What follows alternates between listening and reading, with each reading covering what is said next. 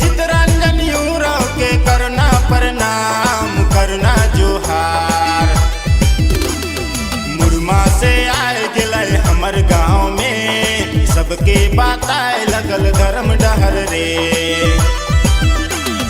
मुरमा से आए गिलय हमर गाँव में सबके बताए लगल धर्म डहर रे।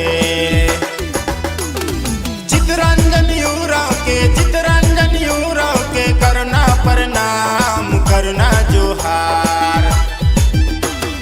मुरमा से आए गिलय हमर गाँव में सबके बताए लगल धर्म डहर रे।